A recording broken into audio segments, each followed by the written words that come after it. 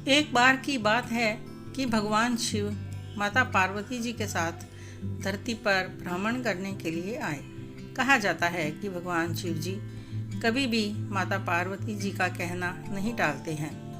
वे सदा उनकी बातों को ध्यान से सुनते हैं और मानते भी हैं। घूमते हुए वे एक गांव में पहुंचे तो उन्होंने एक गरीब को देखा।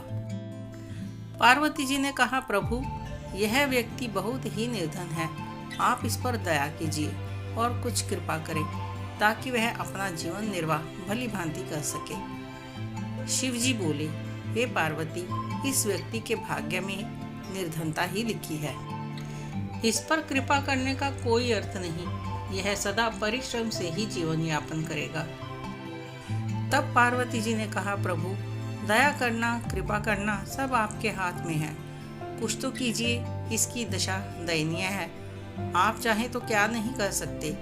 इस बात पर प्रभु मुस्कुराए और कहा, पार्वती, आपकी बात को मैं नहीं टाल सकता, तो आपकी संतुष्टि के लिए एक बार इस पर कृपा तो करूंगा, परंतु दोबारा इसके लिए कुछ मत कहना। ठीक है प्रभु, आप एक बार तो कृपा करें। थोड़ी देर बाद वह व्यक्ति अपने रोज के काम से लौट रहा था तो उसके कुछ कदमों की दूरी पर एक छोटी सी मटकी प्रकट कर दी। उसमें सोने के सिक्के और हीरे थे। वह व्यक्ति चलते चलते सोचने लगा कि मैं तो रोज काम पर जाता हूँ, देखकर चल सकता हूँ, परंतु जिनकी आंखें नहीं होती वे किस प्रकार जीते होंगे। यही सोचते हुए उसने आंखें बंद कर ली और अंधों की भांति चलने की कोशिश करने लगा। थोड़ी दूर चलने के बाद वह धन की भरी मटकी से टकराया और ठोकर खाकर गिर पड़ा। और वह उठा, आगे पीछे देखा, कपड़े झाड़े और फिर सोचा, अंधे लोगों का जीवन भी कितना ही कठिन होता है, पता नहीं किस प्रकार जीते हैं ये।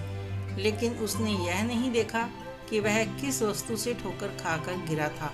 वह चुपचाप अपने रास्ते चला गया। भगवान शिव ने मुस्कुराते हुए पार्वती की तरफ देखा और कहा, देखा आपने पार्वती, उसके पैरों में धन था, परंतु वह ठोकर मारकर चला गया। यह भी नहीं देखा कि ठोकर किस वस्तु से लगी है। उसके भाग्य में लिखा है कि वह परिश्रम करेगा और पेट भरेगा। यदि ऐसा नहीं होता तो यह धन तो उसके पैरों पर पड़ा था। इस पर पार्वती जी ने कहा, प्रभु, आपकी लीला अपरंपार है। सचमुच उसके भाग्य में यह धन था ही नहीं। इस पृथ्वी पर हर प्राणी अपने भाग्य से अधिक कुछ नहीं पा सकता। आप चिंता छोड़िए और कहिए, पृथ्वी पर आपकी यात्रा कैसी रही? कहीं और घूमना हो तो बताइए। पार्वती जी तो मुस्कुराकर शिव जी को देख रही थी। धरती पर लोग व्यर्थ ही चिंता करते हैं कि उनका भाग्य भला है या बुरा। इसलिए भगवान कहते हैं कि कर्म किए जाओ और मिलेगा उतना ही जितना आपके भाग्य में लिखा है।